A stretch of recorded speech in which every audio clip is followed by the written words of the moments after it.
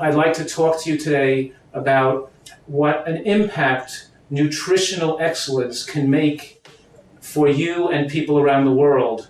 We can win the war against disease. We can have healthier nations. Right now, we are spreading American fast food companies and processed foods are spreading all over the world. And people are becoming more overweight, more obese, having more heart attacks, more diabetes, more strokes, and even more cancer. The good news is that nutritional science has advanced to the point where we can have people not have heart attacks. We can win the war against cancer. We can stop people from having strokes. And as they become more elderly, they don't have to become demented in their later years. And have healthy populations with low medical costs, with a dramatically more successful and happier population without the fear of these diseases. And what we've learned, the secrets that we've learned to protect ourselves, have to do with nutrients. And there are two types of nutrients. There are macronutrients, and the macronutrients contain calories, and those are called fat, carbohydrate, and protein. And if you eat too many macronutrients, too much fat, too much carbohydrate, and too much protein, we can become overweight, and we can promote aging and promote heart attacks and strokes. Now, food also contains micronutrients, and micronutrients do not contain calories. They're things like vitamins and minerals and phytochemicals.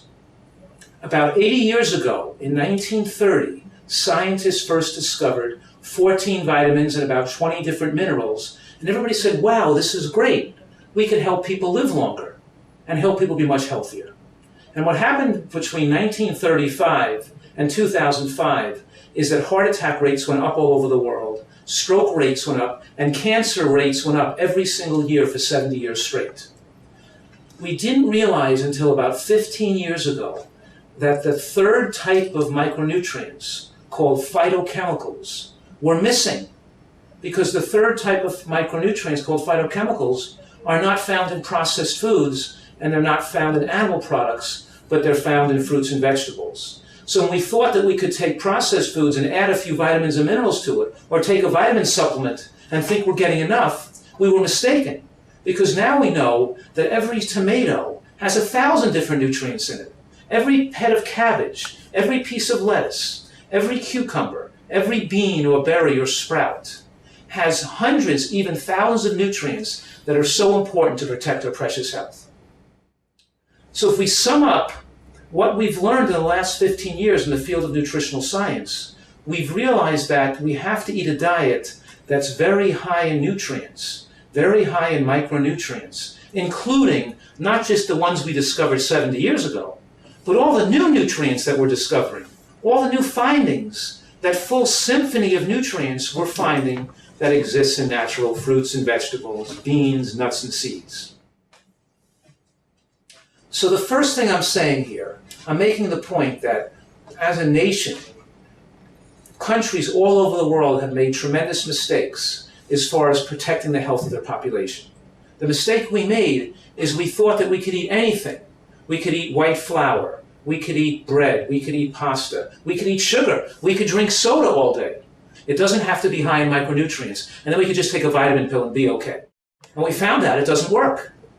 We actually have to eat real food with a climate to grow healthy foods, and farmers that grow fresh fruits and vegetables, and a homeland that has availability of peppers and tomatoes and cabbage and lettuce and sesame seeds. You have the availability to eat superfoods, and these superfoods could protect us against chronic, degenerative, and dangerous diseases, preventing medical tragedies.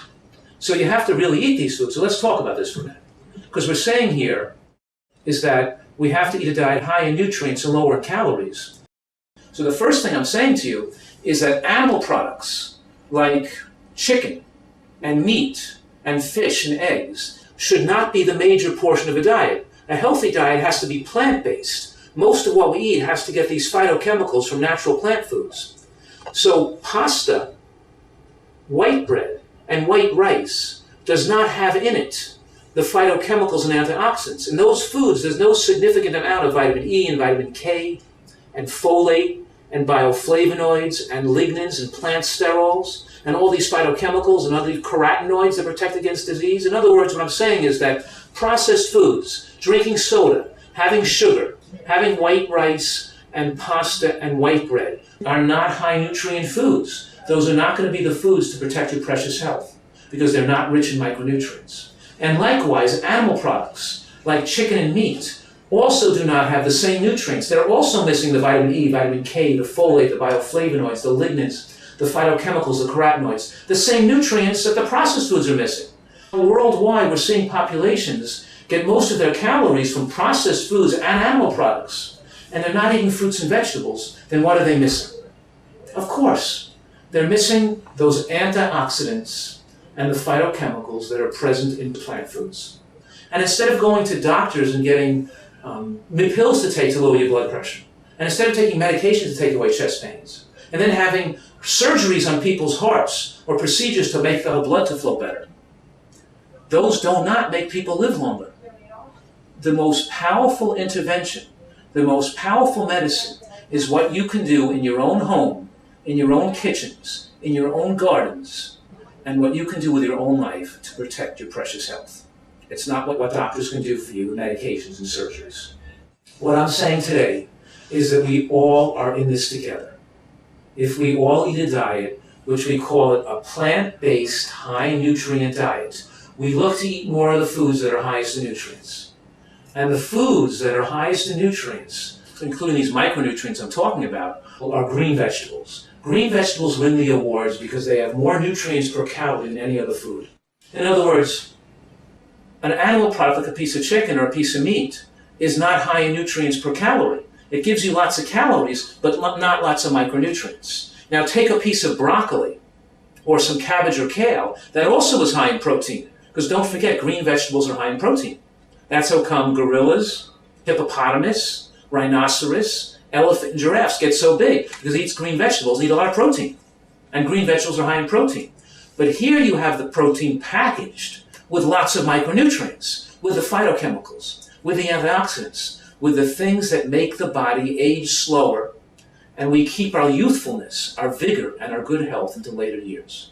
And if we look at the healthiest people around the whole world, and the pockets of civilization where people live the longest, it's always the people that eat the most vegetables live the longest. Let's touch on certain types of foods we want to include in our diet for optimal health. Number one is beans. Beans like kidney beans, navy beans, lentils, split peas. Beans have something in them called resistant starch. And resistant starch doesn't raise the glucose level. It's broken down by bacteria in the colon.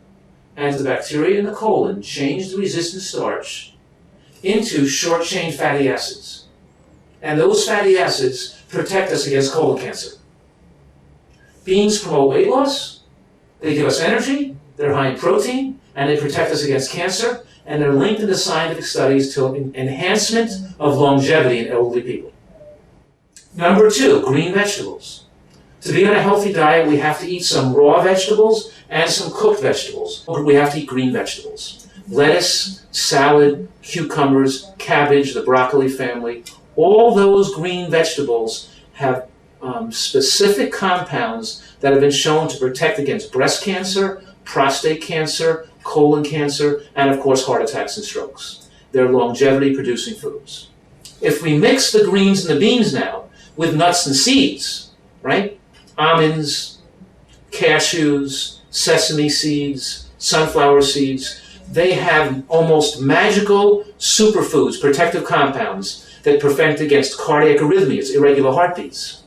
They lower your cholesterol. They make people live longer. They prevent sudden cardiac death. They stabilize the brain. And healthy fats in seeds and nuts increase the absorption of nutrients from the vegetables and the beans. They also make the protein very complete. So it's not about just eating less fat. It's eating about more of the whole food healthy fats from nuts to seeds. Now, nuts and seeds contain a special compound called plant sterols. And these sterols have been shown to lower cholesterol levels and protect against heart attacks. But they also have a dramatic effect to protect against cancer as well. So what I do is we take some sesame seeds, and then maybe we'll mix it with an orange, and then make a dressing or a dip to put on the salad, right? Or we'll throw some seeds and nuts with some tomato sauce, and we'll make a dressing, we'll make some kind of dressing or a sauce. In other words, using nuts and seeds as part of your dressings and dips is a very important part of excellent nutrition. Last, fresh fruit like oranges and berries and kiwis also contains various compounds, phenols and anthocyanins, special compounds that protect against various cancers and are important for good health. And lastly, of course, whole grains like sorghum, wild rice, brown rice, whole grain rices, whole oats, whole barley. Think whole grains, not processed white flour, not white rice and white flour, but using more whole grains. So we know now that the more vegetables and fruits and beans and nuts and seeds eaten, the longer people live and the lower the risk of heart attacks and strokes and cancers.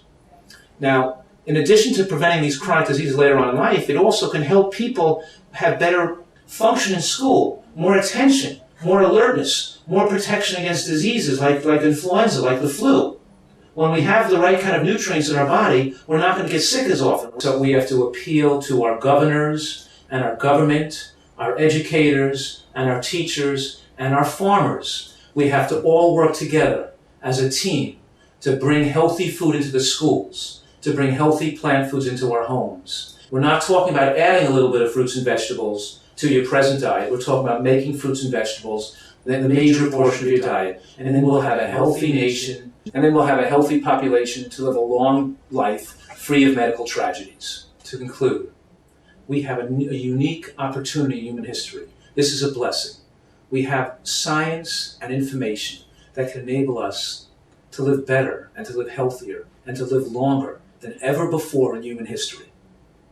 Let's take advantage of the natural bounty of the land and have one of the healthiest places in the whole world.